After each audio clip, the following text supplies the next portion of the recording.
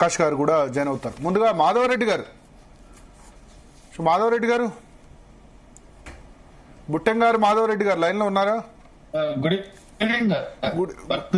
Evening Madhava Reddy. So చూశారు కదా, సాయి ఈశ్వరాచారి నిన్న ఆత్మహత్య యత్నం చేశాడు, ఇవాళ మధ్యాహ్నం మరణించారు. సో అక్కడ విషాద ఛాయలు నెలకొన్నాయి. ఏమంటారు అంటే ఈ బీసీ రిజర్వేషన్ 42%ని మొట్టమొదట వ్యతిరేకిస్తూ పిటిషన్ ఫైల్ చేసింది మీరు. సో ఏం చెప్తారు మీ తరపున కూడా, సరే వ్యతిరేకించే వాళ్ళ తరపున కూడా మీరు ఏమైనా మెసేజ్ ఇస్తారా?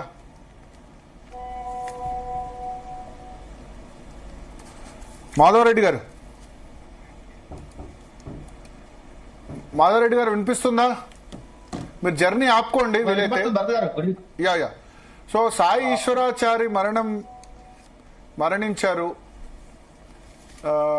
ఈ విషయంలో ఆయన ఆత్మహత్య చేసుకున్నారు. సో ఏం చెప్తారు మీరు?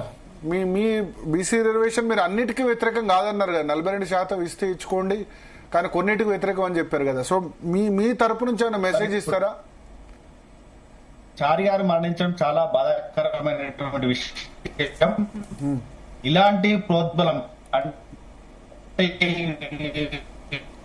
మీరు ఒక్క చోట ఎక్కడన్నా వెహికల్ ఆపుకోండి మాధవరెడ్డి గారు, వీలుంటే డ్రైవర్ ఎక్కడన్నా రోడ్ సైడ్ పక్కకి ఆపుకుంటే క్లియర్ గా నెట్వర్క్ వస్తుంది.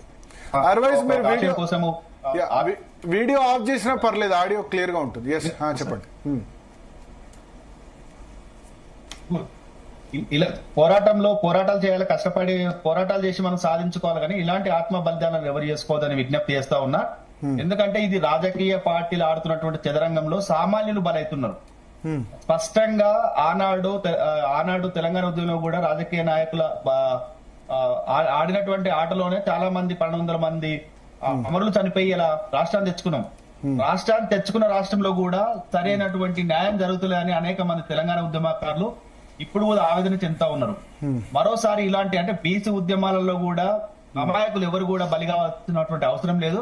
ఖచ్చితంగా ప్రభుత్వాల యొక్క రాజకీయ పార్టీలను ఖచ్చితంగా మెడలు వంచి మీరు హక్కుల కోసం కొట్లాడండి.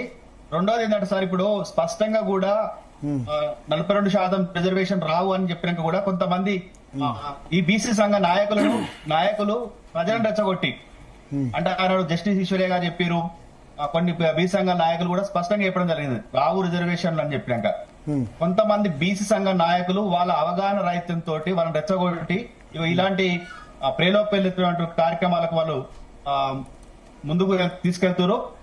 దీనికి పూర్తి బాధ్యత బీసీ సంఘాలు నడిపేటువంటి నాయకులు మాత్రమే వహించాలి.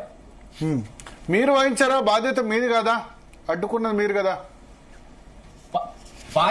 సార్. మేము బాధ్యత ఇది సమాజాన్ని, ఎందుకంటే అది కాదు 42% రాదు అని చెప్పినటువంటి ఉన్న సందర్భంలో ఏవైతే రాజకీయ పార్టీలు వాళ్ళ అస్తిత్వం కోసం తీసుకున్నాయో ఆ నిర్ణయం తీసుకున్నప్పుడు అడగని బీసీ సంఘాలు ఇప్పుడు ఆనాడు 42% కామారెడ్డి డిక్లరేషన్ ఇస్తున్నప్పుడు కూడా చింతపండు నవీన్ అనే వ్యక్తి ఎమ్మెల్సీగా ఉన్నాడు. ఆనాడు మరి ఎందుకు ఆ క్వశ్చన్ వేయలేదు? ఇది సాధ్యం కాదు అని తనకు తెలిసినాక కూడా ఎందుకు ఆ మాట ప్రజలకు చెప్పలేకపోయిండు? అంటే సాధ్యం కాని హామీలు వాళ్ళ రాజకీయ అవసరాల కోసం ఇస్తే వాళ్ళు అప్పుడు స్వీకరిస్తారు. ఇప్పుడు సాధ్యం కాని హామీ ఇచ్చినప్పుడు అప్పుడే వ్యతిరేకించాలి కదా. ఇది సాధ్యం కాదు, చట్టంలో లేదు, ఇది లేకపోతే నేను కాకపోతే ఇంకోళ్ళు వెళ్తారు సార్.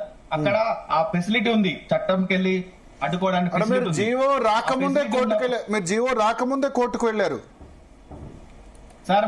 మేము ఒక ఆర్గనైజేషన్ రెడ్డి జాగ్రత్త ఆర్గనైజేషన్ నడుపుతా ఉన్నాం. జీవో అంటే ఎన్నికలకు ముందు ప్రభుత్వం పోతుంది కాబట్టి ఖచ్చితంగా ఈ జీవో తెస్తారు. ఆ జీవోలలో ఉన్నటువంటి విషయాలు మాకు తెలుసు కాబట్టి పోయినాము. మేము కోర్టు కూడా మా తప్పు కాదు కదా, మా బాధ్యత, అది మా ఆర్గనైజేషన్ బాధ్యత. ఇక కానీ రిజర్వేషన్లు రావు అని చెప్పినాక అంటే 42% రిజర్వేషన్ సాధ్యం కావు అని చెప్పినాక కూడా కొన్ని బీసీ సంఘ నాయకులు ప్రజలను మభ్యపెట్టి ప్రజలను ఈ వైపు ప్రోత్సాహం చేసుకుంటా రావని తెలిసినాక కూడా వాళ్ళు ఎందుకు అబద్దాలు ఆడి ప్రభుత్వాల కనసాగలలో లేక రాజకీయ పార్టీ కనసాగలలో ఉండి చేస్తా ఉన్నారు? ఇప్పటికైనా ప్రజలు అర్థం చేసుకోవాల్సింది ఏంటంటే ఏవైతే చట్టాలు ఉన్నాయో ఆ చట్టాల పరంగా ఇలా కాంగ్రెస్ పార్టీ స్పష్టంగా బీసీల జనగణన చేసిన కులగణన చేసిన ఆ జనాభా లెక్క చెప్పిందన్న కానీ అందులో ఎంతమంది పేదవాళ్ళు ఉన్నారు, ఎంతమంది ఆర్థికంగా ఉన్నారు, వాళ్ళకి ఎంత శాతం రిజర్వేషన్ అని స్పష్టంగా ఇంకా రాలేదు. అంటే ఇంకా ముందుకు వెళ్లాల్సినటువంటి అవసరం ఉంది. అంటే ఒక అడుగు వేసిరు కానీ ఇంకో అడుగు ముందుకేసినప్పుడే అవి కోట్లలో నిలబడతాయి.